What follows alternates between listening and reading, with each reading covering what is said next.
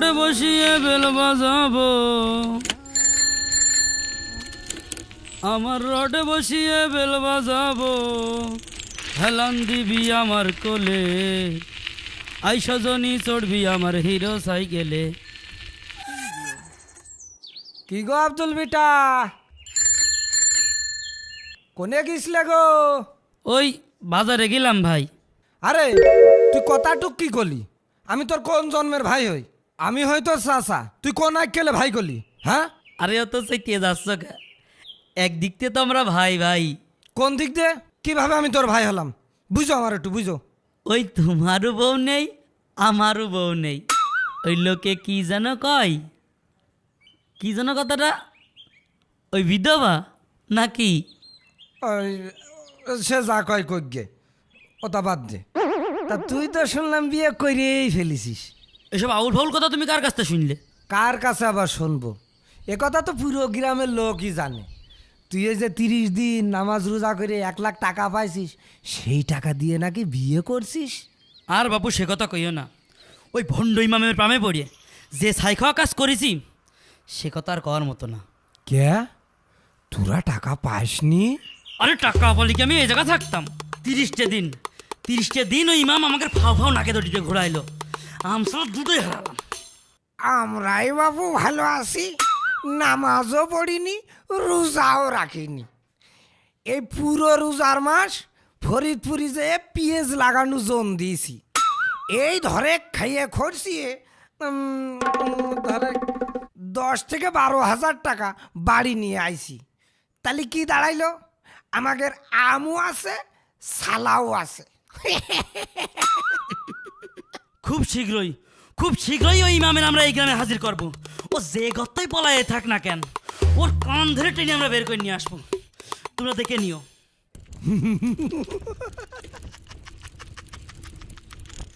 এই যা, ওর সাথে ফাও ফেসাল পারতি যাই আমি যে পুকুরে জাল ফেলাইছি, সেইটাই গিয়েছি আমি ভুলে।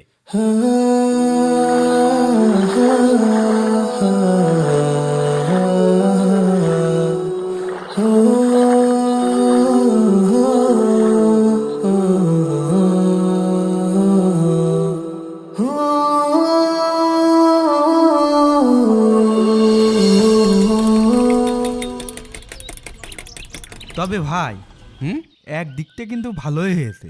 তুই এখানে ভালোর কি দেখলি? ভালোর দিকটা হলো এখন আর মসজিদে কেউ আজানও দেয় না, আমাদেরও কাজ কাম ফেলেছে, ফাও ফাও মসজিদে নামাজ পড়তে যেতে হয় না। পুরো একটা মাস কি করলাম না ক? যেখানে তোর ভাবির এক উক্ত ভাত না রান্না করলি চুলোর মুঠো ধরে পিঠে সাল পর্যন্ত তুলে ফেলাই, সেখানে একটা মাস খেয়ে না খেয়ে নামাজ পড়েছি, রোজা রাখেছি। আমিও কি কম কষ্ট করেছি? ভাবলাম টাকাটা পাইলে একটা মোটর সাইকেল কিনবো, তাও হইল না। কিন্তু ভাই, ইমাম সাহেব কনে গেল? আমারও তো একই প্রশ্ন, ওই অতটুকু সময়ের মধ্যে ইমাম সাহেব কোনে যেতে পারে?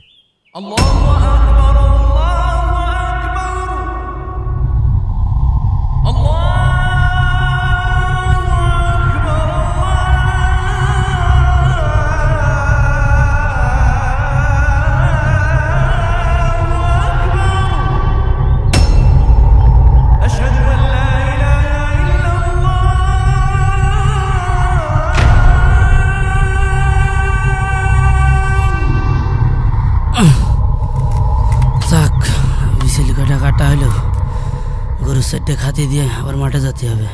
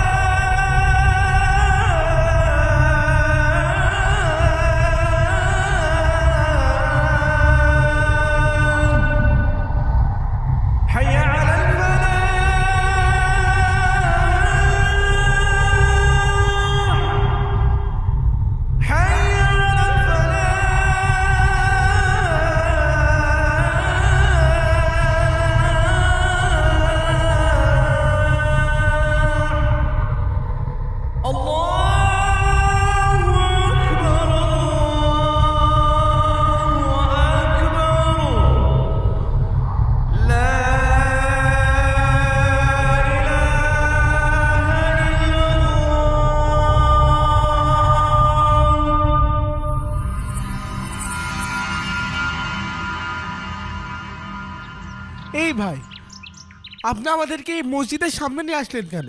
আপনাকে তো বললাম আমরা মঙ্গলপুর বাজারে যাব। কই, আমি তো হঠাৎ করে কেমন জানি মাথাটা ঘুরে উঠলো। তাড়াতাড়ি ভ্যান ঘুরান, মঙ্গলপুর বাজারে যেতে হবে। আমি তো রাস্তা দিয়েই ভ্যান চালাচ্ছিলাম, তাহলে এই জায়গায় আসলাম কি করে?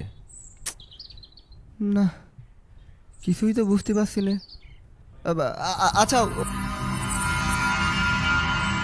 আরে হায়দার, তুই আর আমি না দোকানে বসেছিলাম? হ্যাঁ ভাই, আমরা এই মসজিদের সামনে আসলাম কি করে? আমি তো গরুর খাতে দিচ্ছিলাম, বিচেলি ঝরিও আমার মা যায়। হ্যাঁ, আমি এখানে আসলাম কি করে? হঠাৎ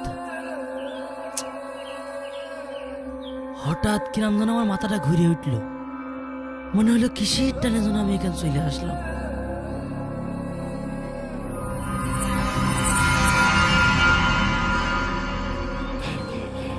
আরে আরে, যা, আরে কি কই, আরে মামুন অজ্ঞান হয়ে পড়ে গেছে, ধরো ধরো ধরো।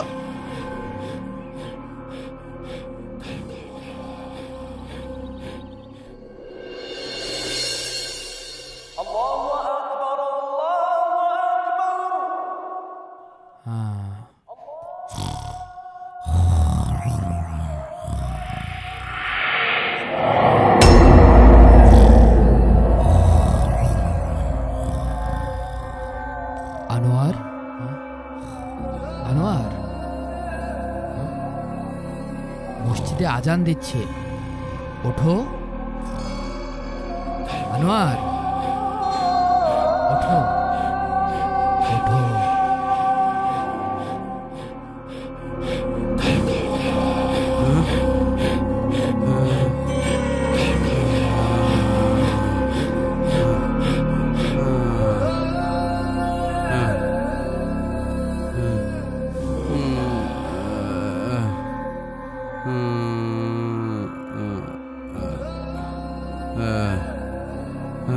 আসো আসো, আমার সাথে সাথে আসো, আমার সাথে সাথে আসো।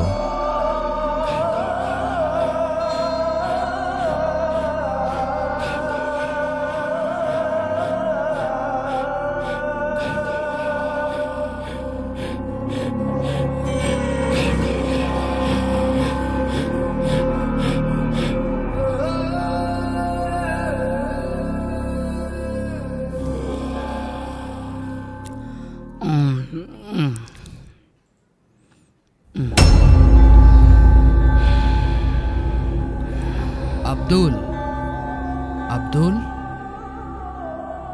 ঘুম থেকে ওঠো, সবাই তোমার জন্য অপেক্ষা করছে। আব্দুল, এ আব্দুল, উঠে পড়ো।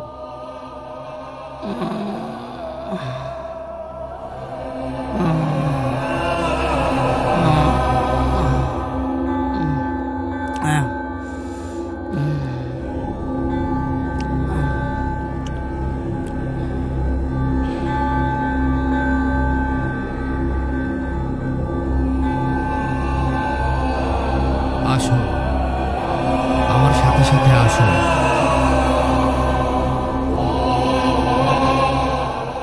আসো, আমার সাথে সাথে আসো।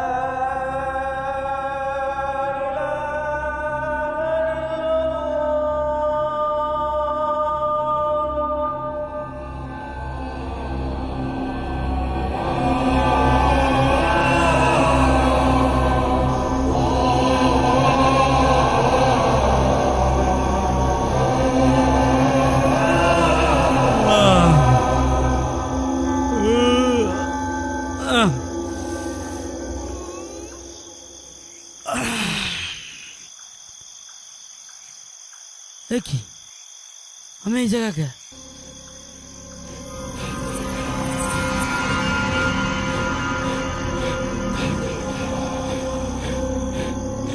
ইমাম সাহেবের আত্মা। ওরে হাইতে তাড়াতাড়ি বাড়ি চল চল চল।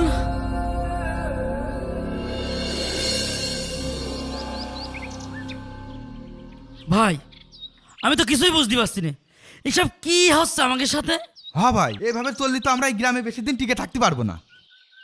একেতে ওই ইমাম সাহেব ফাও ফাও আমাকে গরুর মতো 30 দিন খাটাইলো, নামাজ রোজা ঠিকই করলাম, টাকা পয়সা তো পালামই না, এখন আবার জীবন টানাটানি। এর একটা বিহিত করেন ভাই। এই জানিস, আমার একটা জিনিস কোনোভাবেই মাথায় আসছে না, আমরা একই সময় একসাথে বারবার মসজিদের সামনে যাচ্ছি কিভাবে, আবার কিভাবে যাচ্ছি তাও মনে করতে পারছি না।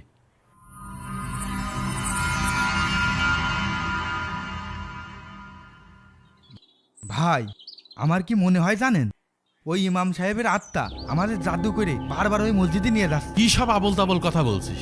জ্যান্ত মানুষের আবার আত্মা হয় নাই? তে আপনি শিওরই বা আসছেন কি করে যে ইমাম সাহেব এখনো বেঁচে রয়েছে?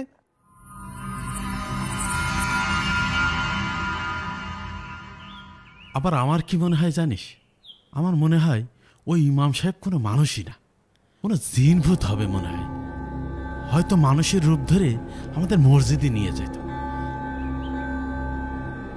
তা না হলে অতটুকু সময়ের মধ্যে ইমাম সাহেব কনে বলাবে? আরে ভাই, ওই ইমাম সাহেবের নারী নক্ষত্র নিয়ে পরে ঘাটাঘাটি করবানে, আগে কোন এই ভৌতিক সমস্যার থেকে কিভাবে উদ্ধার হব। হ্যাঁ ভাই, সবসময় মনের মধ্যে ভয় ভয় করে কখন যে কি হয়ে যায়। তার কাজের কপাল হাসরাই, এদিকে 1 লাখ টাকাও পেলাম না, আবার জীবন নিয়ে টানাটানি। এই সব দোষ তোমাদের, তোমাদের জন্যই যত সব ঝামেলা। এই কি করলি তুই? আমাকে জন্য সমস্যা মানে? তোমাদের জন্যই তো, তোমাদের ওই লোভের জন্যই তো আজকে এত সব ঝামেলা। 1 লাখ টাকা কামাবে কে? গতর গামিয়ে টাকা কামাতে খুব কষ্ট, তাই না? এই দেখ, একদম ফাও কথা কবি না। আমি কি একা নামাজ পড়তে গেছি? এই গ্রামে সবাই নামাজ পড়তে গিয়েছে। আমরা তো আর যাইনি, কিন্তু তোমাদের পাপের বোঝা ঠিকই আমাকে নেওয়া লাগবে। এই তোরা থাম, যা হবার তো হয়েই গেছে।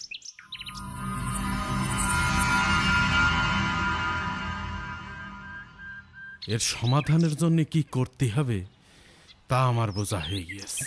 কি সমাধান ভাই? বাটি বাবা। বাটি বাবা? হ্যাঁ, বাটি বাবা। সে এক সন্ন্যাসী পীর, সেই এখন আমাদের এই বিপদ থেকে রক্ষা করতে পারে। আমার বিশ্বাস, বাবার কাছে গেলে ওই ভণ্ড ইমামের আমরা সন্ধান পাব। আর একবার যদি পাই, তাহলে চলেন ভাই, সময় নষ্ট করে কোনো লাভ নেই, চলেন এখনই চলেন। না না, দিনের বেলায় তার সন্ধান পাওয়া যায় না, রাতের বেলায় যেতে হবে।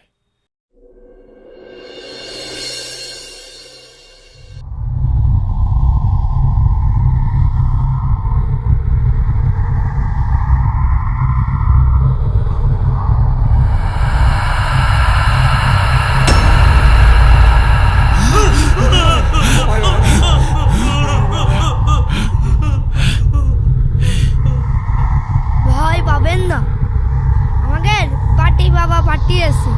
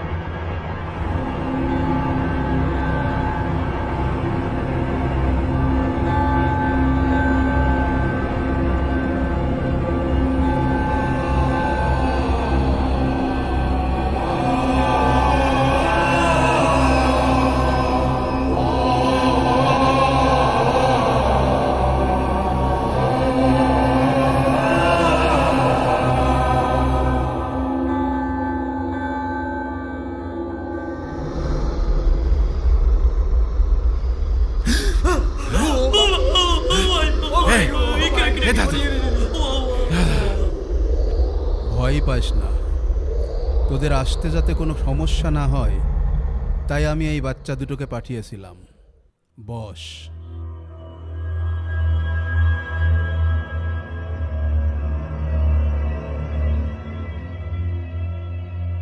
তার মানে বাবা আপনি আগের থেকে জানতেন যে আমরা এখানে আসবো? হ্যাঁ জানি, আর আমি এটাও জানি তোরা ঘোর বিপদে আসিস। তোরা ওই ইমামের সন্ধান চাস কি, তাই তো? হ বাবা, হ হ। আচ্ছা, তোদের কাছে ওই ইমামের ব্যবহার করা কোনো জিনিস বা কোনো পোশাক আছে নাকি? থাকলে খুঁজতে সুবিধা হবে। না বাবা, ইমাম সাহেবের কোনো জিনিসপত্র তো দূরের কথা, তার একটা পা ছাপও পায়নি। ঠিক আছে, যা করার আমিই করব। আমি কাল তোদের মসজিদের সামনে চলে আসব। তোরা চিন্তা করিস না, ওই ইমাম যে গর্তেই লুকাক না কেন আমি ওকে টেনে হিসড়ে বের করে আনবো। তোরা এখন নিশ্চিন্তে বাড়ি যা। ঠিক আছে বাবা, ঠিক আছে, এই চল। হক মৌলা।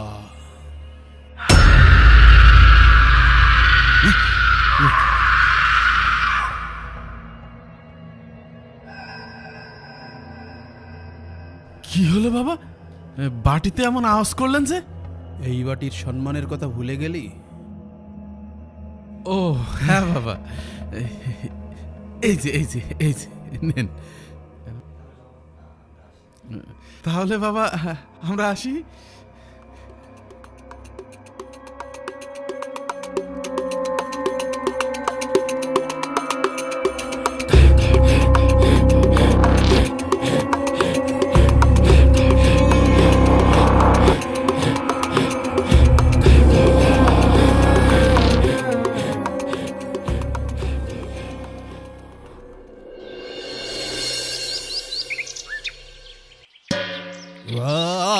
তারা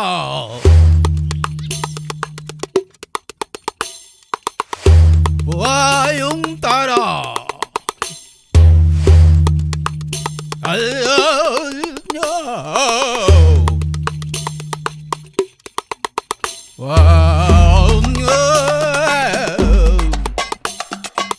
কোথায় তুই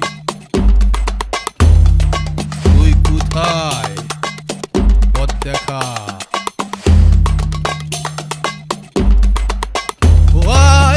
তারা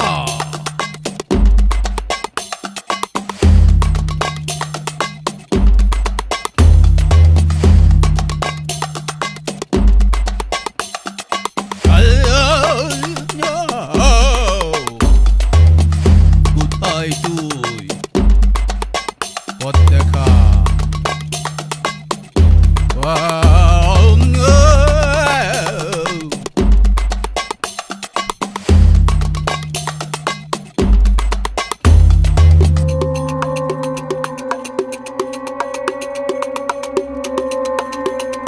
তুই কোথায়? পথ দেখা।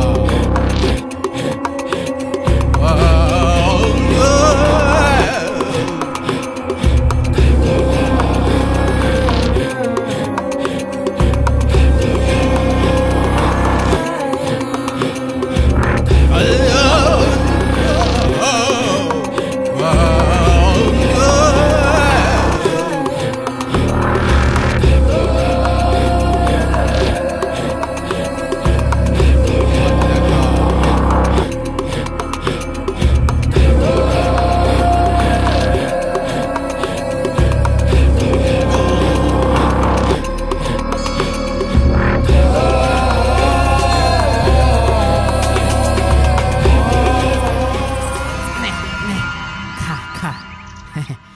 তোরা যত তাড়াতাড়ি খাবি তত বড় হবি, আর ততই তো আবার বেশি বেশি টাকা দিবি। খা খা খা। বাহ ইমাম সাহেব বাহ, আপনি আমাদের মুরগি বানিয়ে আপনি এখানে মুরগি খাওয়াচ্ছেন? হ ভাই, গত 3 দিন হলো এই মুরগিটা বাজারেতে কিনে নিয়ে আইছি। এরা যত তাড়াতাড়ি খাবে তত তো আমার ভালো, তত বড় হবে।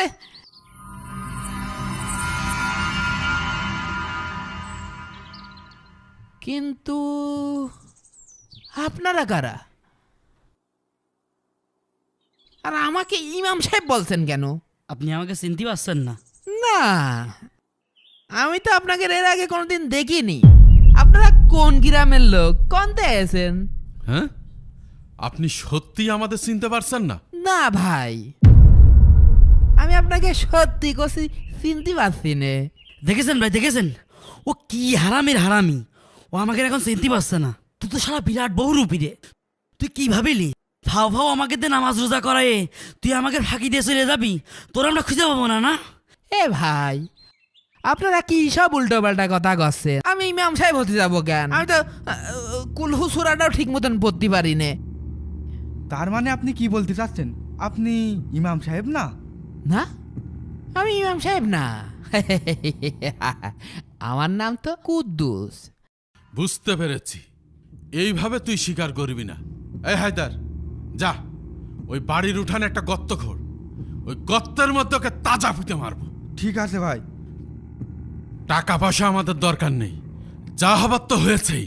আমাদের অপমানের শোধ ওর জীবন দিয়ে শোধ করতে হবে। ও কি আমার গর্তে পুঁতে মারবেন? হ্যাঁ,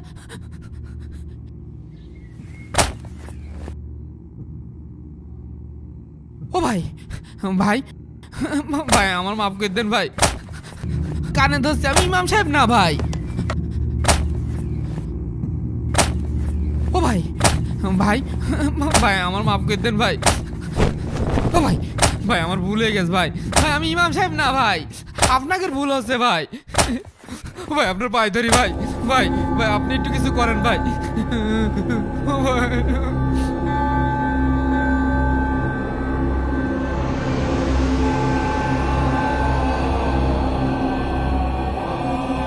এই যা, ধর ওই বহুরূপী ভণ্ডকে গর্তে ফেল।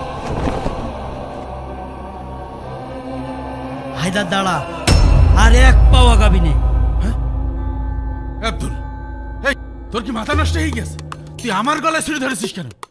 ছুরি নামা ভাই, এই নামা। ইমাম সাহেবের গায়ে যেন কেউ হাত না দেয়, তাহলে কিন্তু আপনার গলা একদম লাগাই দিবানে।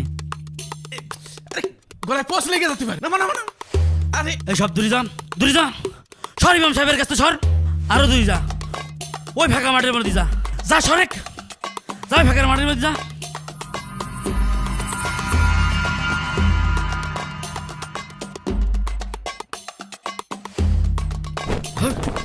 ইমাম সাহেব, হ্যাঁ? বাঁচতে চাইলে আমার সাথে পালান। এ আমার ধর, তল তল। এ ওরা গেল কোথায়? ধর ধর।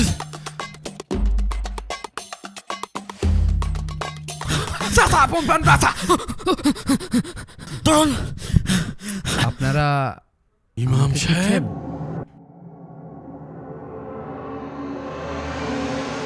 ইমাম সাহেব।